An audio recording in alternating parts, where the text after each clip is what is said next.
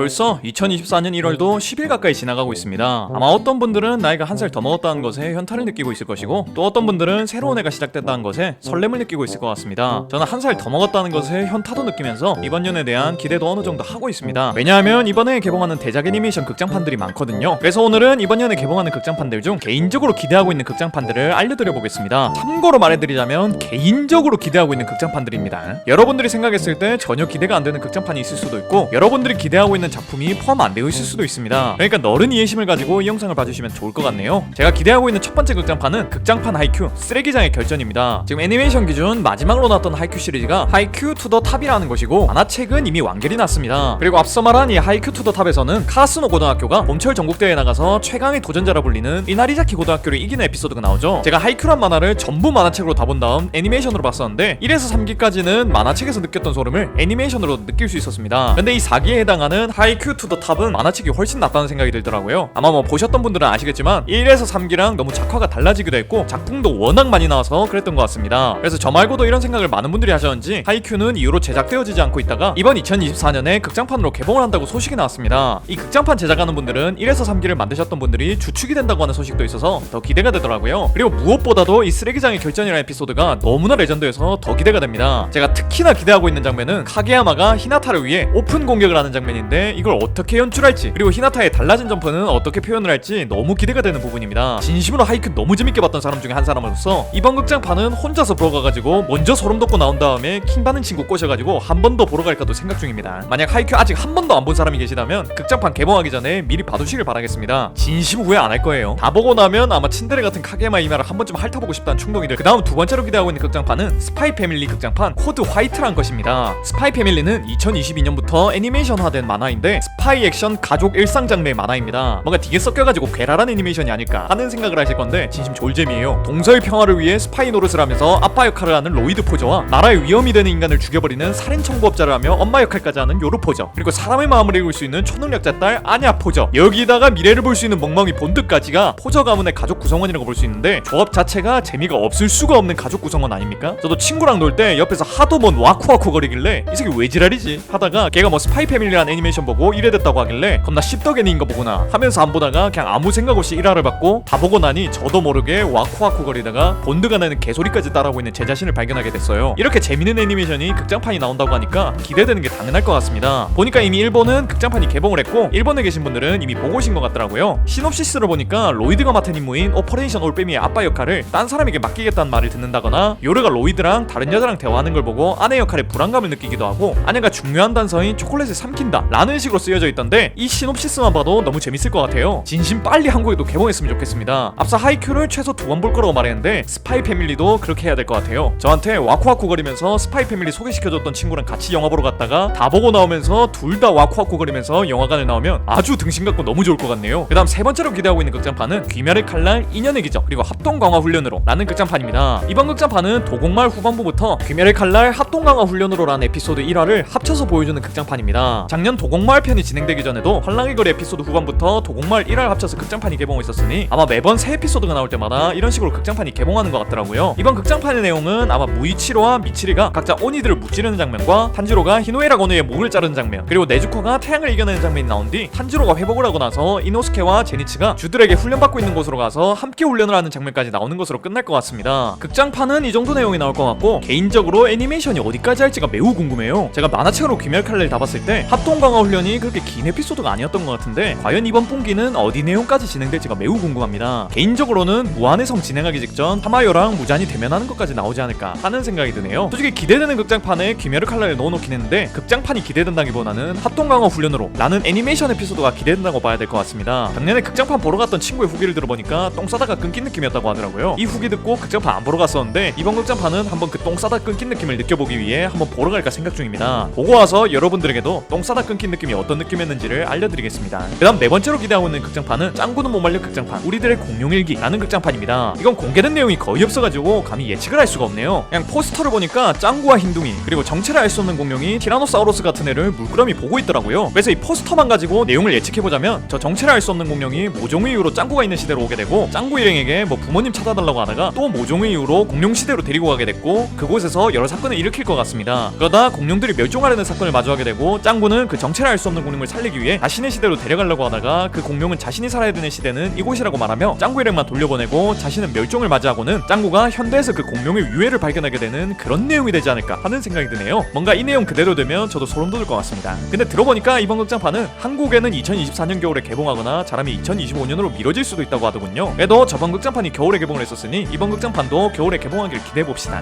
그 다음 5번째로 기대하고 있는 극장판은 명탐정 코난 100만 달러의 오릉성이라는 극장판입니다. 제가 원래는 메이플 및 다양한 애니를 다루는 채널이었는데 코난이 영상 조회수가 잘 나와서 코난만 파버리는 채널이 되었습니다. 그래서 개인적으로나 일적으로 봐도 기대가 될 수밖에 없는 극장판이죠. 지금까지 코난 극장판이 개봉한 시기를 보면 일본에서는 대충 4월쯤에 개봉을 하고 한국에서는 8, 9월쯤에 개봉을 합니다. 그래서 곧 개봉을 하는 거라 예고편이 몇 개가 나왔는데 솔직히 좀 불안해요. 제가 나름 코난을 많이 봤고 극장판도 전부 봤는데 예고편만 봐도 망작의 냄새가 살짝 느껴집니다. 이게 보면 코난 극장판에서 특정 장소를 홍보한다거나 특정 인물 위주로 이야기를 진행한다거나 로맨스 위주로 극장판에 이끌어가면 망작이 될 확률이 대단히 높아지는데 이번 극장판에서 그런 전조현상들이 몇 개가 보여요. 제발 저희 이 걱정이 기우이길 바라고 있긴 한데 이건 제가 나중에 더 자세하게 분석해가지고 영상을 만들어 보도록 하겠습니다. 그 다음 6번째로 기대하고 있는 극장판은 극장판 총집편 외톨이더락이라는 극장판입니다. 아마 이 애니를 아는 사람들에게는 보치더락이라는 이름이 더 익숙할 것 같고 이걸 처음 본 사람들에게는 이게 뭔데 씹덕새끼야 라는 말이 나오실 것 같습니다. 너를 씹덕으로 생각하는 분들에게 내용을 간단하게만 설명해드리자면 이 애니에서 인싸가 되기 위해 기타를 치던 아싸인 고토 히토리라는 친구가 있는데 기타를 쳐도 인싸가 되기는커녕 기타만 치는 방구석 아싸가 되어버립니다. 그렇게 현타를 느끼며 놀이터에 앉아있었는데 니지카라는 친구가 다가와서 같이 밴드를 해보지 않겠냐 라고 물었고 히토리는 승낙을 합니다. 이렇게 이지치 니지카, 고토 히토리, 야마다료, 키타 이쿠요 이렇게 4명이서 결속 밴드라는 밴드를 결성하게 됩니다. 그렇게 해서 그냥 공연한 내용이에요. 내용만 들으면 이야 전형적인 씹덕애니네 라고 생각하실 것 같은데 진짜 재밌습니다. 1기 마지막 화에서 학교 공연장 올라가가지고 결속 밴드가 합주하는 장면은 진짜 볼 때마다 소름 돋습니다. 물론 이 애니에 비판할 점이 몇 개가 있긴 해요. 첫 번째로 히토리 같은 얼굴 가지고 왜 아싸가 되는 건가, 그냥 반에 가만히 앉아만 있어도 알아서 말 걸어줄 것 같은데 이건 패션 아싸인 게 분명하다 라는 비판점도 있고, 나 같은 아싸들은 기타 들고 놀이터에 앉아 있어도 아무도 말 안 걸어주는데 이건 너무 비현실적인 만화다 라는 비판점도 있습니다. 리얼 아싸가 패션 아싸 보면서 질투하는 거 맞습니다. 아무튼 극장판 이름이 보치더락 총집편인 걸 보니 애니메이션에 나왔던 내용들을 요약하는 형식일 것 같긴 한데 그래도 1년 전에 봤던 내용들을 다시 극장에서 볼 수 있다는 건 좀 기대가 되더라고요. 여러분들도 극장판 개봉하시면 한번 보는 걸 추천드리고 싶네요. 여러분들도 저와 같은 씹덕이 되길 바랍니다. 이외에도 쿵푸 팬더 4라던가 인사이드 아웃 2라는 애니메이션도 개봉을 한다고 합니다. 그런데 이런 애니메이션 같은 경우는 뭐랄까 여러분들과 저와 생각하는 애니메이션과 좀 다르지 않을까 하는 생각이 들더군요. 뭐랄까 저런 애니메이션은 가족 단위라던가 인싸들이 함께 보러 갔다가 와 너무 재밌다 하면서 극장을 빠져나오고는 서로 하하호하면서 같이 밥 먹으러 갈 것 같은 그런 애니메이션이고, 저와 여러분들이 보는 애니메이션은 혼자서 후드티에 트레이닝복 입고 가서 히히히 하면서 보는 게 애니메이션이지 않습니까? 아 부정은 안 받겠습니다. 저와 여러분들은 같을 거라고 볼게요. 아무튼 오늘은 올해 개봉하는 제가 개인적으로 기대하고 있는 극장판들에 대해서 알아봤습니다. 아마 여러분들이 몰랐던 것도 있을 거고 이번에 개봉하는 걸 알고 계신 작품도 있을 것 같습니다. 이 중에서 제가 특히나 추천하고 싶은 건 하이큐 극장판과 스파이 패밀리 극장판이니 개봉하게 되면 여러분들도 꼭 한번 보시면 좋을 것 같네요. 오늘도 이런 영상 봐주셔서 너무 고맙고 전 더 재밌는 영상으로 돌아오겠습니다. 그럼 다음 시간에 만나요.